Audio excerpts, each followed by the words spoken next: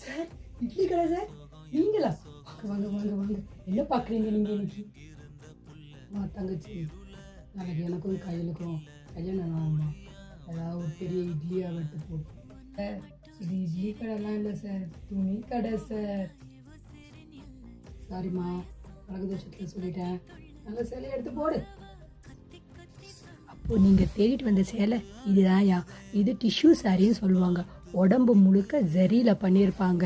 இதோட அழகான pink and green கலரில் வந்துடும். இது உடம்பு முழுக்க அன்னம் பச்சி தண்ணியில் இருக்கிற மாதிரி அழகான டிசைன் கொடுத்துருப்பாங்க.